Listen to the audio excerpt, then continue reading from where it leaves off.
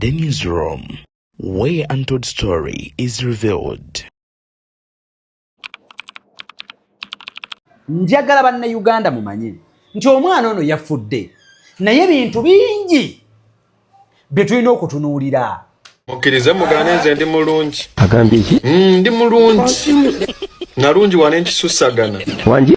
I can't accept that. I'm so cute. I have so far made 17 men cry this year. My target is 95. I have to pay for what General Moss did to me. Daina was my manager. Daina was my sister. Daina was my best friend. I can't be here and stand when she's there. That's so much. Oh God. The suspect abakwatiddwa bali mikono gya police kiki ekibagatta wakyo tuyita nexus and motive kiki ekibagatta ku victim one yafudde. Ebuvanjuba ne bugwanjuba ewaka wasigalawo ewasinga. Beyond the newsroom gwe mukutu ogukuleetera ekyo ekisinga katiranga naffe ng'oyita ku noti 771 44 53 ne noti 744 26 45 na bino bikulu tetulanga bafere tetulanga basawo ba kinnansi n'abagwa mu koowa eryo mwebale kutuwagira. Thank you. Mbanirizaako nate abatulaba batera abatugoberera ku The New Exclusive mwebale nnyo mwebalire ddala kyemukola kya muwendo mungi ate okubeera nga mutugoberera. Njagala obbasaba n'obwombeefu obw'ekika ekya waggulu vidiyo eno sooka ogimpere like bw'ekyola like ejja kudduka etuuke ku buli search n'omwali asobola okuba nga agifuna ate era naawe nga gwe mulundi gwo ogusoose okutulaba ku The New Exclusive njagala okusaba twegatteko ng'osubscribinga kona mu kigambo subscribe then bw'omala onkoonere mu kadde kaje mu personalize okateeke mu all tusolowera nga tufuna notification ku mbuzi zonna nze tuteekayo ku mukoto guno. Awo wookoze ebyo gwe manya bumanya nti wootuuse we watuufu tosegguka. Olunaku olwaleero ndi ne muganda wange MC Mayor agenda banga yeyanjula maaso kawo naye ensonga ekutte wansi ne waggulu ye ya mwana muwala amanyikiddwako obulungi nga Daina Skyz yavudde mu bulamu bw'ensi eno okusinziira ku poliisi ekyagenda maaso n'okuba nga ekola okunoonyereza kwayo naye nga bambi byo si birungi nnyo nnyini ddala. Bw'otunuulira abaana ab'obuwala n'ab'obulenzi omwana okufa nga ali wakati w'emyaka 23 aba muto nnyo nnyini ddala era ensi eba esubiddwa omuntu ow'omugaso oba ow'amakulu okuba nga avudde mu bulamu bw'ensi eno ku myaka emito bwe bityo. Anyway, nkuleetedde ebipya ebizuuse ate ku nfa ya mwana muwala ono byewuunyisa byampuna bika byamaziga era MC Mayor agenda. Mayor asanyusa okulaba ku The New Exclusive. This is our second time okubeera ku The New Exclusive. Okay, nange nsanyusa okulaba batulaba ku The New Exclusive. Mwebale kubanga mutulaba tusinzidde wano nno Mengo babayita batula Africa Tours and Safaris. Bano tugamba tutambuza mu mawanga ga Africa tulambuza oyagala kubaako bifo ki byagala okutuuka biwalootako okulambula mu Africa oyagala kutambulira mu nnyonyi kutambulira wansi buli kimu kyonna tukikutegekera mu batula Africa. So webale kujja ate n'osalawo okukola naffe mu bufunze obw'ekitalo. Deni ndi musanyufu nnyo era ndi musiimu nnyo nze muzzukulu wa Chadodo Frank Sidi neddira mpuma ndi musajja Muganda. Ate era ali proud of my culture newankubadde abamu ate batugandi bate naye byonna tugwayo but ndi proud of being a Muganda. Olimu siimu nnyo okuba nga oli musajja Muganda. Bw'omukuba n'obusajja Abaganda obwogerwako obumpya obw'e Masaka obw'ekkanzu obusajja obumpya obw'olugezigezi obumanyi n'okuzira emmere enzizeeko. Yes, wotagiteeka ku kawuuwo wakayita kawuuwo kagira ne katuula ne kasita obugere kakaaba. Yes, kwegamba awo kwotava. Era olunaku olwaleero ku kamera tukoze ne mwana muwala amanyikiddwa nga Shina. Mayor ngambye Deni kewazze wano nkuwadde ne produce. Bulungi ennyo. Jakula tunatambulira natambulira. Anyway, tujja tambulira wampola mpola. Mayor. Emboozi etambula. Ye yenfa y'omwana ono. shina ulira nno omwana Daina Skyz omwana ono enfa gye yafuddemu yeewunyisizza buli muntu alina video omanyi abayisiraamu bano balina kye boogera bagamba omuntu bw'aba anaafa amala ennaku 40 nga muki nga mufu era ebintu byakola mu nnaku 4 ezisembayo birambikira ddala butereevu ne binnyonnyola n'enfa ye kati ezimu ku vidiyo omwana muwala ono ze yasembayo okukola yateekako n'agamba naakalumya abasajja 16 sofa omwaka guno wabula njagala ekiruubirirwa kyange kyaweza ennamba ya 95 naye ng'abalumya lwaki simanya yagambye jenani jeno muhozi ku kye yamukola yagambye atya ziriramu shinamba ku simu endabika naka screenshot nze kasome nabo tukakusomere nti sofa yakalumya 16 wabula yagala alumye close to 95 kati ku 95 abo olw'ensonga y'oli yakola ki eyamulumya nitubuuza wayinza oba yamulumya lwantunula kintu ekyo nekigira era abaana bomu badde ku TikTok nga boogera nga bagamba tulowooze nti ebigambo bino omwana ono bye yawandiika birina ne bitulema omanyi mulimu ebintu byota si kirungi crossinga red line naye ensonga eyo mu matuugo okusookera ddala omuwala mbadde nze simumanyi era bwe yafudde nengenda ku TikTok account yo babadde mitwalo giri 10 na something ne mulaba ekutibwa ne Uganda bweweza following y'abantu emitwalo 10 lazima oba olinawo okoze eki Omugezana Sky, her target was to make 95 men cry because of what General Muhoozi did to her. I have so far made 17 men cry this year. My target is 95. I have to pay for what General Muhoozi did to me. I target the mayor.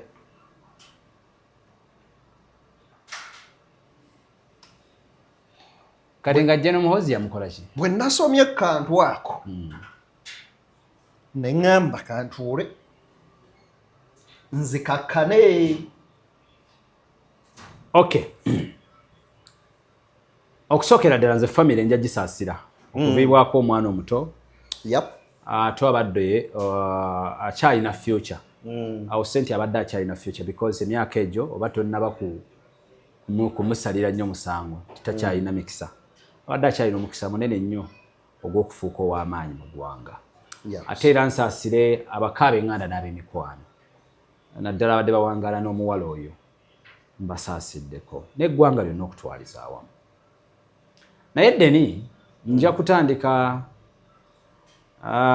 n'ebimu ku bigambo by'abawala bye batera okukozesa ennaku zino.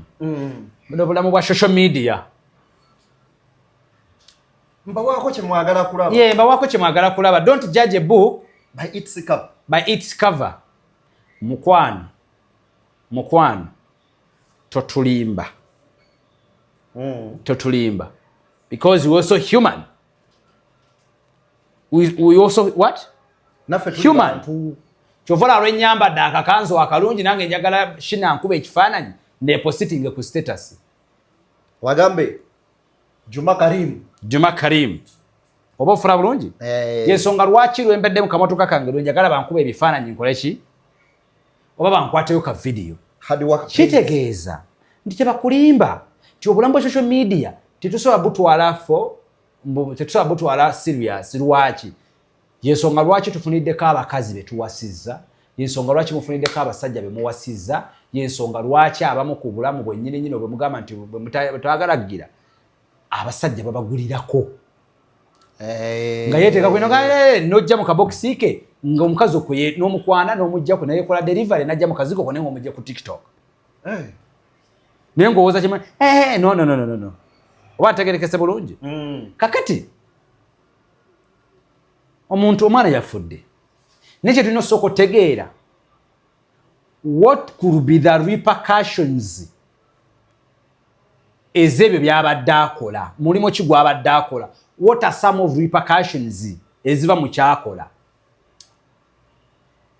yes both negative and positive the repercussions repercussions mu kikyakola oba mu biki byakola tutwaliramu emirimu tutwaliramu shoshozi ze lifestyle ye what could be the repercussion what could be the results ez'obulamu obwo obwamuwala kikange ekyo a living such life you mean what okitegedde repercussions zaabwe ziba enkomerero yaabwe ebeetya omuyimbi yagamba okutandika kirala n'okumaliriza kirala onfuna bulungi nze nava wala nyamba mmalirize naawe kyova olaba nti emirundi gyonna ng'otandika obulamu making sure nti omaze okukuba wakye tuyita clear picture of its ending kyova olaba nti abamu bangala meya yingira mu nsonga eno yogera ku nsonga eno nze saagala nnyo okwogera ku nsonga oba kuyingira mu nsonga oba mu case gye simaze kufuna clear picture of its ending njabira ku ggwanga lya America at the moment ennaku zino Trump yazze n'enkola tayingira mu lutalo lwa Africa oba olw'ensendala yonna nga tamaze kufuna clear picture of its ending bannansi kye bamusaba bamugamba oyagala tugende mu lw'e Congo kale oyagala tugende mu lw'e Syria oyagala tugende mu lw'e but we are tired of getting involved mu ntalo ze tutalina clear picture of its ending because twayingira mu Afghanistan nga tulowooza olutalo tugenda lulwana in just 2 days but olutalo twalulwanidde for 20 years lwawunzise lutulemye twagenda ewa Assad e Syria nga tulowooza nti olutalo tugenda kukuba Assad mu nnaku 3 olutalo tululwanye akasajja tukawangulidde ate nako tukawangudde azisaaki mu myaka 7 you get my point ntegerekese bulungi nti twayingira olutalo mu lutalo lwennyini lwe twogerako nkulaga America tudde ku kino tuyingidde entalo mpitirivu zetafunye clear picture nga tetufunye ekifaananyi kyalo otutuufu mu abajjukira Russia ng'erumba Ukraine yamuwa 72 hours yawa Zelensky Putin yagamba Zelensky ngenda kukubira mu ssaawa 7 mu mmeka olutalo Putin lumuyinze tewali president yakeeteddwa olutalo nga Putin at the moment so nkuleetera mu mboozi zino nga ngezaako okulaga nti n'abawala mwenna abayingira ebintu bino making sure nti obulamu obuyingira buno naye do you have a clear picture of its ending you want to be a socialite do you have a clear picture of being a socialite are you going to maintain it okuva ku myaka gino gyoliko mpaka ku myaka egiddako so abamu mu kwagala okumaintaininga it's when they do mistake ango gye nkwereddemu okumumaintaininga it's when they do mistake mwe bakwanira abasajja abatali ba myaka gyabwe olw'okwagala okufuna ssente mwe baliira ssente z'abasajja bamanyidde ntasobola mwagala mwe bakolera emirimu gye bamanyidde nti giri lisike ennyo giri data ennyo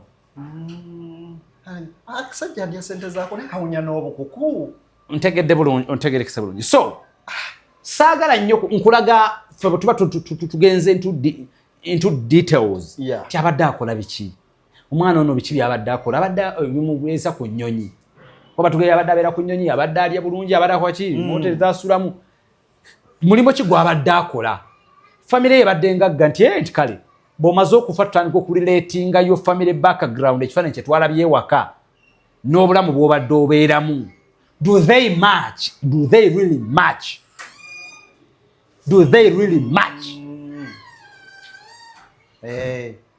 tuli fena deni kati bemala okulaba nga they don't even tebamatchinga then there must be a sponsor kyovula mu cases nga zino eza madda naddala so-called girlfriends immediate nga wakamala okubaayo ekivaawo boyfriend obeera first suspect before even ex the boyfriend, you're the first suspect, the current boyfriend. But yeah. Because boyfriend omanyi kinene nnyo to the extent nozalwa ngomanyi abalabe mukazi ono baba Daina. So kama tuyambeko mu kunoonyereza. Mukazi wone baga lyo badomaze naye abadaina abamutiisa. Abadaina abamukubira amasimu. Kale gwe nawe tuwendowooza lowooza abakoze kino kigendera kyabadde ki. Bani boyinza okusuubiririzaamu era lwaki obasuubiririzaamu. Tuli mu lulimi lw'okunoonyereza so lw'amateeka wabula lw'okunoonyereza. Before nga tunaba kuyimiriza. Waliwo enjawulo y'olulimi lw'okunoonyereza n'olw'amateeka. Yes. Anti mu kooti batwalayo bamaze kunoonyereza kooti tenoonyereza. Kooti erina ba detectives baayo okuviira ddala ku poliisi. Nti poliisi obujulizi bwetutte oba mu kunoonyereza kwonna kwetutte mu kooti. Kooti kwetandikira. Either okubamu ebituli oba okugenda n'obujulizi obwekoze eki. Ntegerekese bulungi? Tuli fenna? So, mu mbeera efaananako bwe kiyengezako okulaga. Njagala bannayuganda mumanye nti omwana ono yafudde naye ebintu bingi bye tulina okutunuulira. Nti ekyamusse enfa gye yafuddemu yabadde etya nti baamuleepinzi bwe mpulira mbu tibasoose nemukola ki. Kitegeeza omutemu yenna ajja okukutta n'asooka okukabasanya either be bano basayiko yabayita basayiko bimusta because what tuyita murder ukakunyumize ku murder what tuyita first degree murder eyo yefaanana etya what tuyita manslaughter. Nsobola Moze radio omuvubuka yamutta Troy yali manslaughter because mu kwewozaako yagamba yali tagenderedde and ndidi ne mukunoonyereza ng'olaba nti yabadde bamusa ng'akola mulimu gwe nina asindika by accident n'akola ki naye singa nzija ddeni ate wano kituta attempted murder singa nzija nenkukuba kibooko kabina konna ne kafeenyereketa bwe kati noga nompa waabira nti mbadde njagala kutta ekyo bwe mba nyina bakanso abatuufu abateekeddwa okukola kye bateekeddwa okukola oba nfuna bulungi nga bateekeddwa okukola kye bateekeddwa okukola eba tekyali murder oba attempted murder tuyinza okugenda ku tocha tuyinza okugenda ne ku birala but attempted murder singa nzijja nenkukuba olugalo luno ne lukuyuza wano lukuyizizaako osobola n'oggulawo attempted murder because omuntu akuba wano ekigendererwa kyo buli omu aba alabye nti kwadde kola ki kyokka tulina kye twandise first degree murder singa nzijja n'ensooka kukabasanya ate nenkutuga mpaka losso omukago ogusemba oba singa nzijja okukutta n'ensooka nkutemako akagere kamu nenkutemako omukono nenkutemako neguli omulala nenkusalako amatu nenkufumita mu nnyindo mpaka lwofa ebeera first degree murder. Kitegeeza bwe bayita nze mu lulimi lwange tubayita ekintuntu oba nfuna bulungi. So bonna abaasa omwana w'omukazi oyo Daina it was not just usual murder but that is first degree murder. Nti omuntu yatutta obudde bwe yeteeseteese watuukira okwebakako ate n'amala n'akola ki n'akutta. Then waliwo ne possible ways endala nti omuntu gw'omutuse n'okwebakako the possibilities obanga asoose muggulirawo obanga omumanyi n'akonkola n'omuggulirawo ne mukola bye mukola in the due process eyo yennyini ne mufunamuko obutakkaanya ne mufunamuko obuki obutakkaanya obuyinza okuba nga bwaviiriddeko ebyo byonna ntegerekesa bunyunywanyi. Yes. Kakati byonna bituyambako poliisi kati poliisi erina tuyamba tu ani yasoose ku crime scene nga kyakabaawo ani yayogedde amawulire gano ag'omwana ono okufa ani ye yagategedde atya byonna bitegedde yagategedde atya ye bw'aba yagategedde ng'amaze okugategeera yakoze eki reaction ye yabadde etya what was the first step taking your first witness on crime scene tegerekese bulungi 3 the suspect abakwatiddwa bali mikono gya police kiki ekibagatta wakyo tuyita nexus and motive kiki ekibagatta ku victim one yafudde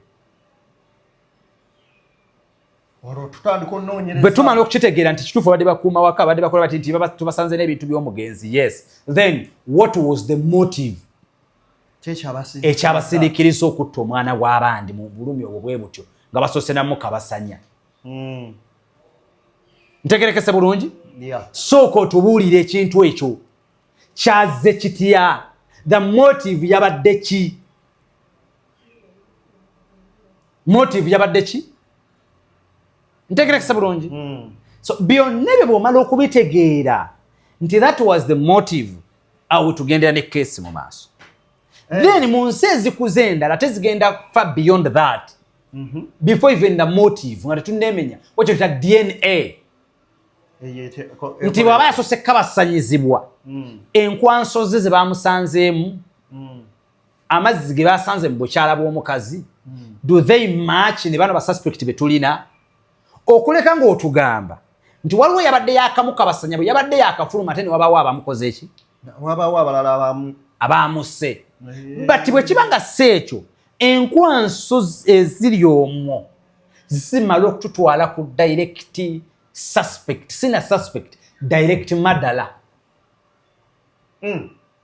enkwanso eziri mu kyalo yes zisobola otutuusa ku direct omutemu omutuufu lwakwa kyesimanyi how far have you gone or like wetutuuse naddala ku bya teknologiya mu nsonga ezikuusa ku bya DNA and other things concerning investigations tuli ffenna ddeni then days before the girl nga tannafa biki ebibaddewo essimu y'omugenzi eriwa esobola okututuusa ku biki ebibaddewo abadde ne any conflicts n'abamu ku bantu be n'abamu ku bantu baabadde abeeramuko nabo print house z'amasimu zigamba ki baani be yasemba okwogera nabo baani baabadde ayogera nabo okategedde ewakaawe days before abadde wali watya baani baabadde ayingiza baabadde asinga okuyingiza n'okufuluma kyova laba kampani ziteekawo ebitabo woregisteringa move zino zibadde zitya ewaka tubaddewo ne kamera bwe ziba zibaddewo zifute gyagamba atya zabadde zifudde lwaki zafiiriddemu kiseera ekyo ng'omuwala bagenda mutta so yenna ali responsible ku kamera abeera naye accountable avunaanyizibwa ku kamera naye avunaanyizibwa ku butemu buno yes bintu ngate bikawo nti zibadde zaavaako nga buli omu akimanyi ani abadde akimanyi ani oyo abadde akola ki akimanyiiko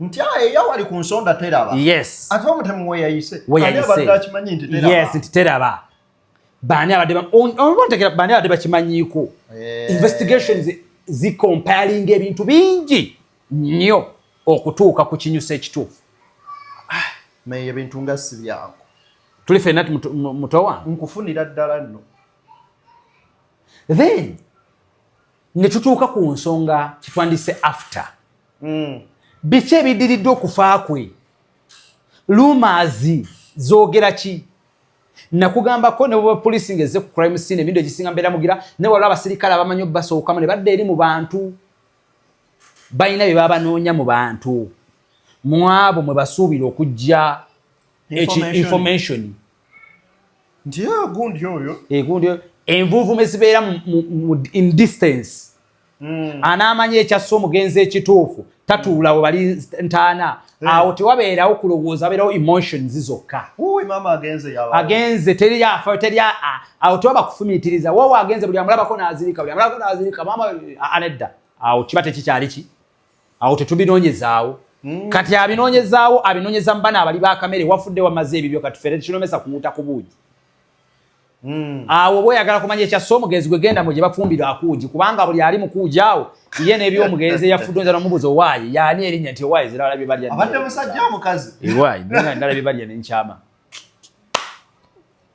eyo yewava ebyama ntegerekese bulungi kubatamiivu b'okukyalo so bw'otunulya ebiri ku social media someone akugambye nti nakalumya abasajja 17 tageti yange yakulumya abasajja 95 mu mbeera y'okuwoolera oba ey'okubanga nzijukira General Host yakola ki you see ebyo byonna tulina bitunuulira awukana te Jena aba yakola ki omwana basajja kyabo baalumizza abe 17 abe 17 baani be yalumizzaako mu abe 17 be yalumizza tuyinza okubaamu ayinza okuba ne motive ey'okutta mu abe 17 waliwo abadde ku lisiti nga yeekengedde nti yaddako ye n'alabuka nga bukyali n'akwesooka it's not funny it's not just kintu kyakutontuliza n'ogamba n'obireka bulesaawo eyo post yokayoka esobola okumala okudriving okutuusa kuba resuspect ntegerekese bulungi munywanyi all that bisobola otutuusa ku suspect nga tetuzze walala wonna omwana engeri gye yafuddemu yafudde atya enfa y'omwana yes eyinza abeera etya related ku bino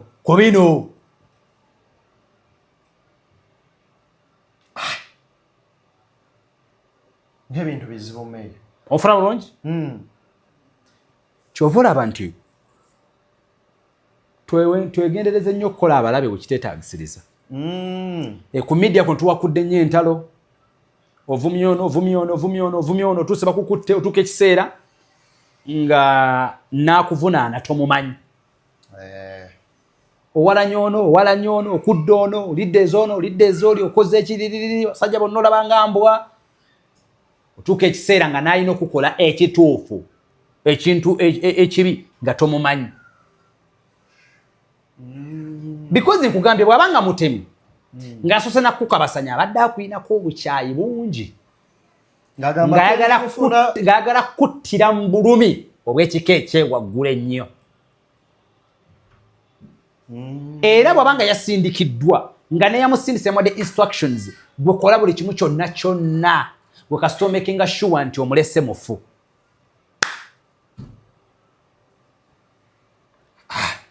nti omuwala oba notuka n'omukozesa nekitakumalira ng'era olina mukola ki kumutta ebyo bintu nga bikaawo oba nfuna bulungi so there are a lot of things we need to look at tumanye omwana ono ku apartment kwabadde asula tekubaddeeko kamera omukuumi ye bwaba kale fine yakwatiddwa lwaki yabadde n'ebintu by'omugenzi nga bwe tubiwulira bwaba tamwinaako kakwate lwaki yabadde alina ebintu by'omugenzi kale yatuyambeko tugamba yalaba baani abayingira ku ssaawa ezo yali ludda wanabadde ngenze kunywamu kawalagi kange yes kati omanya kikulidde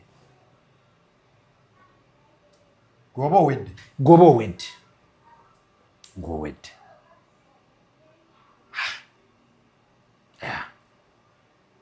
bintu nga se birungi eyo yensi emisango gyonna egiri mu mada si gye emisango gy'osobola okuva buvi mu bbanga and you give out your conclusion era n'osingisa omuntu omusango misango gya mada gyonna ensonga lwaki ne gavumenti erina ekulaga it takes 6 months ng'okunoonyereza bifo nga tebanna bakuteekamu kkooti enkulu mwolina okuwoleza abo abaana be bakutte gwe kyoba omanya baligenda mu high court kooti zino ezisookeraku tezibalinaako buvunaanyizibwa but it takes 6 months before nga tebanna committing mu high court buba tolina ba lawyer bakujjukujjunga omusango bagubugumya baguvuga.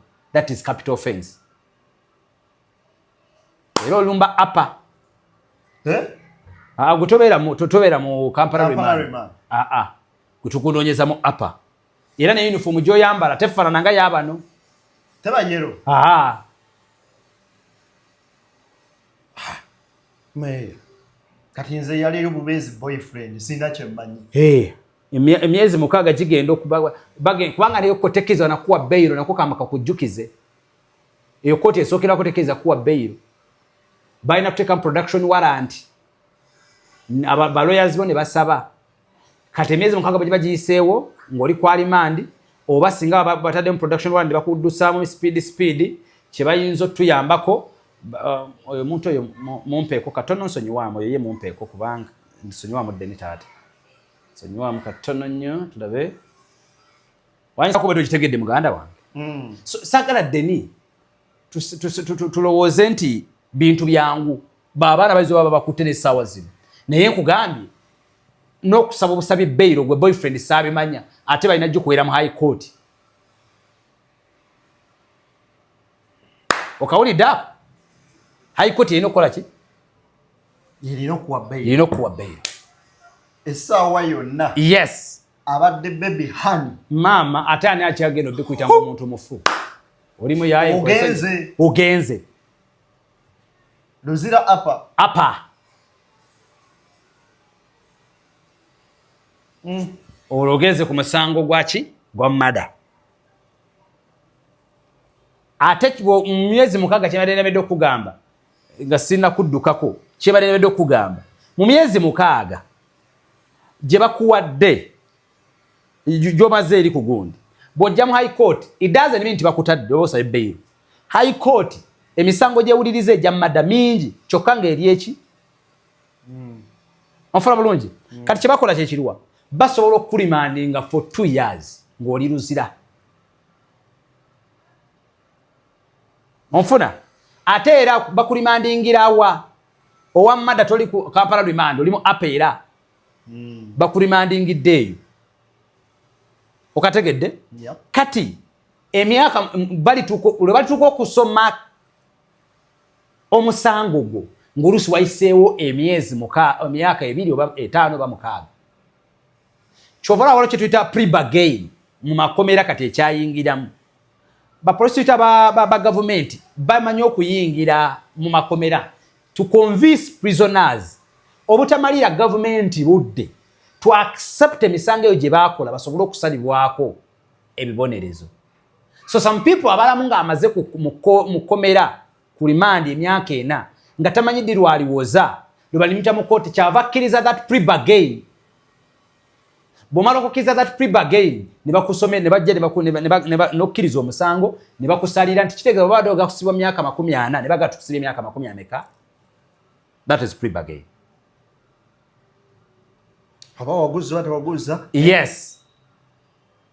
Kubanga oyinza okuba no gato obudde bwengendo male eno kubanga baso okulimani nga tomanyi bagenda kweta mu court.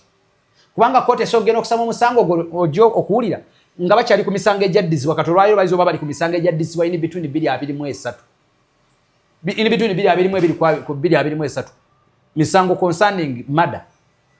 Kati gwetebereza bali tuka bali malira 224 225 226 bali jimalira batuke ku kesi yo shino bide bitali byangu. Kati mukwano go bamuteekaga ku musango guli thatwe. Yes sir. Abaana bana abajja bafiira mu rooms, apartments. Recently mabega kao tulina storage twakolako nnyo ya Alvin yafiira mu room ya girlfriend we. Is there any way how you can relate this story to that? Eya Alvin kyesingako kweno nti ya Alvin obujulizi first tetulina suspect tulina munda. Ate nga tuyina mu lumu y'omuwala mu yafiira nga n'omuwala wali ayina. Kinagaye mu nsi za Africa ezikyakula kisinzira nani gwe zizzaako musango influence ki gy'alina mu ggwanga na influence ki gy'alina eri abanoonyereza. omuwala ayinaayina naye nga yafiira mu muzigo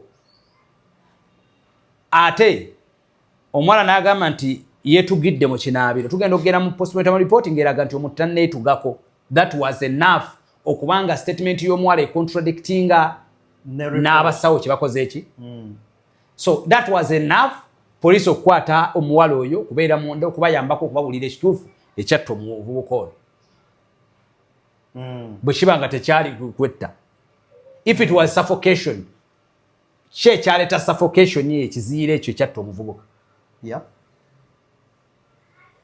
Tegerekese bulungi. All that, but ate eno nti tetuyinaawo omuntu gwe twakwatiddewo like mulumu yafidde nti gwabadde asulamu neggondo. Yes. Nti abadde abeera neggondo. Yes.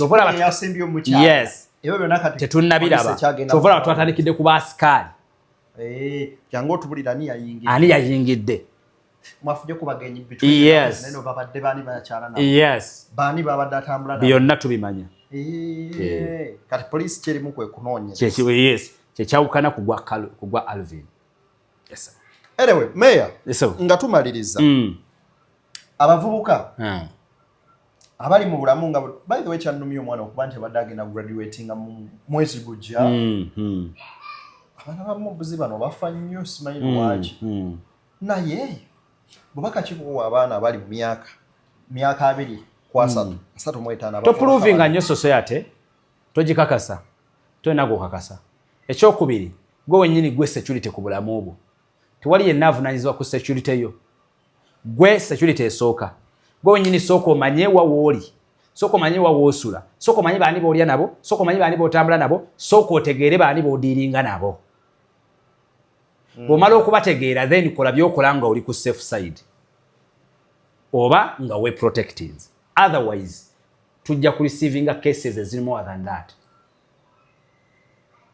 Yebyange kale mwebale tulaba n'otugoberera the new exclusive munzikirize mbatere wano okujjako bategeeza nti abadde shina ku kamera nzadde ne MC Mayor. Bye bye.